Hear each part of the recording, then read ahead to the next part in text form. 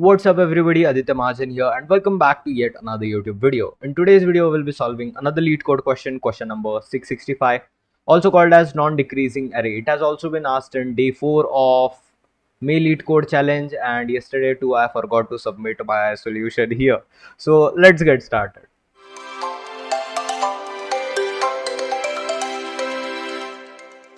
Given an array nums with n integers, your task is to check if it could become non-decreasing by modifying at most one element.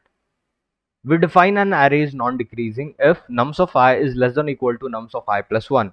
Holds for every I where I belongs to 0 to n minus 2 both inclusive. Also, some of the constraints that we are given is n belongs to 1 to 10 to the power 4, and nums of I, that is every element of the vector, belongs to minus 10 to the power 5 to 10 to the power 5. Okay, so now let us look at a few examples to understand the problem statement better. So basically what the question is saying that we are given a vector nums and we need to modify at max one element such that after modifying that element we get our current array to be non-decreasing. Okay, so non-decreasing is termed as if you look at any particular index, then its previous index value should be less than the current index value. Okay, so if you look at the index 1, that is value having 2, so its previous value is 4, which is greater than 2, so this is not allowed. Okay, so if we can modify any one element of this particular array and we can get a non-decreasing array. For example, if you convert 4 to 1, then we have 1 comma 2 and 3. And now if you look at any index, then its previous index is less than or equal to that particular index value. So in short, we can say that this array or this vector has become non-decreasing. So in this case, we return true because on modifying just one value, we are getting the expected results. But if you look at an example 2, then we have values 4, 2 and 1. Okay, and this is a decreasing array, but we need a non-decreasing array, right? So even if you change any value, that is if you change 4 or 2 or 1, you cannot get a non-decreasing array, which is why we return false in this case. Okay, so I think now you have got the problem statement. Now let us look at how we can approach to the solution of the problem.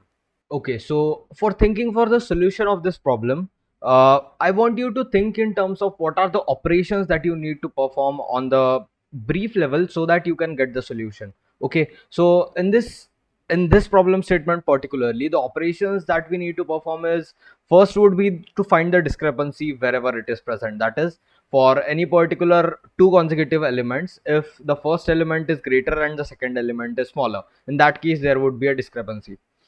The next step that we need to do is we need to fix that discrepancy. Okay, so because we are having the option of fixing one discrepancy at max. All right, and after that what we need to do is we need to see if there are more discrepancies, right? If there are more discrepancies, then we return false. If there are no discrepancies after at max one fix, then we return true because that is our needed solution. The first and the third step that we have, that is finding discrepancy and checking if there are more discrepancies. I mean, it is very simple. We just need to iterate the vector and check for two consecutive elements. If the first element is greater than the second element is smaller, in that case there is a discrepancy, right? So that is a very simple step, but very important and a bit difficult step to solve would be the fixing the discrepancy.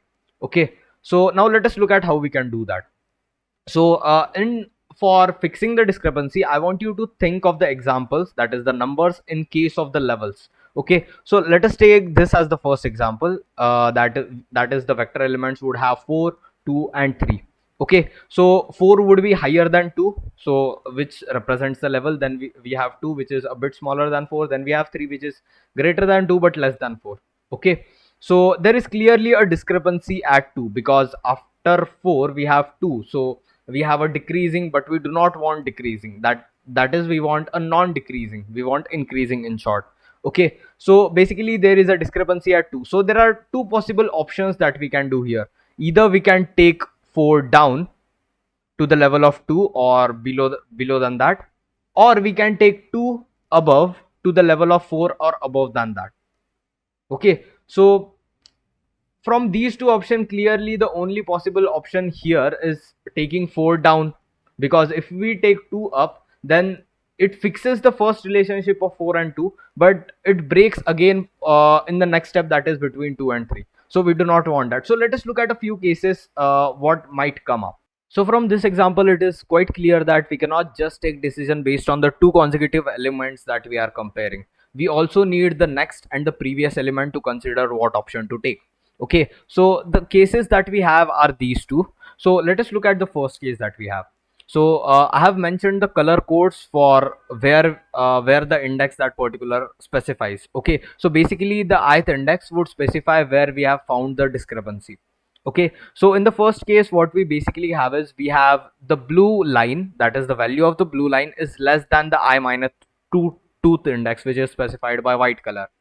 Okay, so in this case we have two options, either to take the green line, that is I minus 1th index to the matching to the blue line, or we can take the blue line, that is ith index, to match to the green line. Okay, so the problem occurring here is with this, when we move green line down, in this case it is solving the issue of green and the blue line, but it is also creating one more problem, that is with the white and the green line, that is it is becoming decreasing. Okay, so as this is becoming decreasing, we cannot do this, so this option goes out of the question, so we can do this option, that is to move blue line up. Okay, so if you look at the second case, in this the ith position where we have found discrepancy is greater than the value of I minus 2th index. Okay, so in this case too we have two options, that is to take green down or to take blue up. Okay, so these two look these both options look correct when we just take into account the white line, that is the I minus 2th index.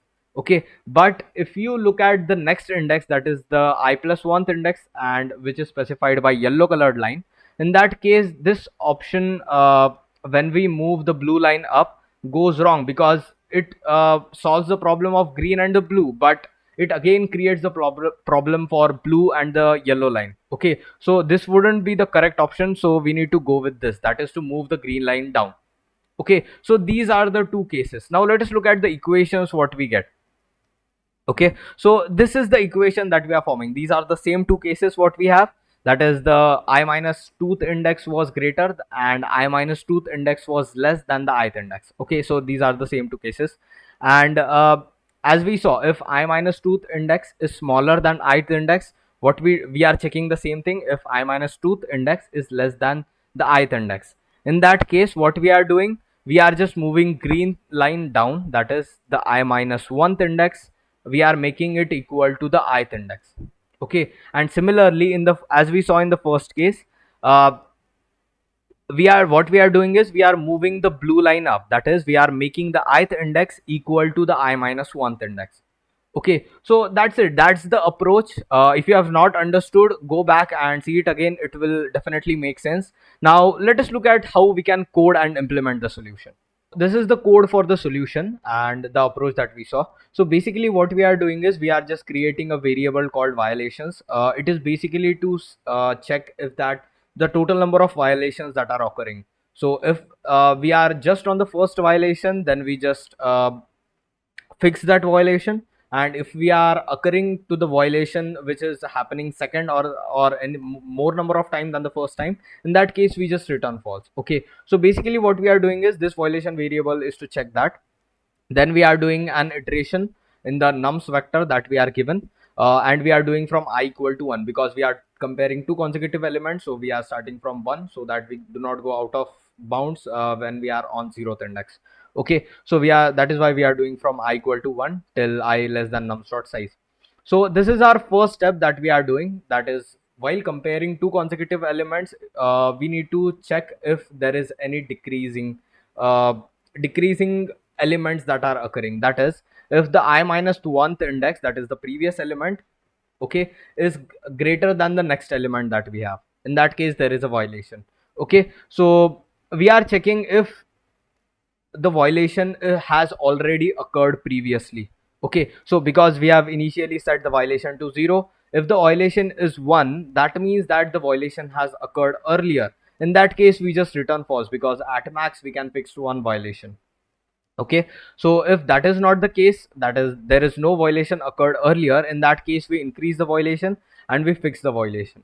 Okay, so how we fix the violation, we were having two cases, that is initially we were having I minus 2th index is less than the ith index where we have found the discrepancy. Okay, that is the blue line was greater than the I minus 2th index. In that case, we just moved the green line, that is I minus 1th index, and made it equal uh, to the nums of I, that is the blue line. Okay, so and this was the second case that we were having. Sorry, these were reversed in my explanation. That is, this was the first case and this was the second case. That is what we are doing here. Okay, so after fixing the discrepancy, we are moving ahead and we are iterating till the complete vector. Okay, so if we complete the iterations before returning, that means that there is no second violation present. So in that case, we just return true. Okay, so if there is violation occurred earlier more than one time, it is already returning false, then it would not come back. Okay, so that is the approach and that is the solution. Okay, so now let us run the code and see if it works. Okay, now let's just submit it. Okay, now we are getting faster than 42% and less than 94%. Earlier I got a bit better runtime, it was faster than 70%, but do not worry much about this runtime. Okay, so because it basically depends on the test case that were generated for this particular submission.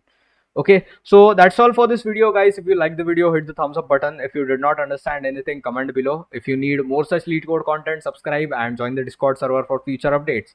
And that's all. See you in the next one. Bye bye.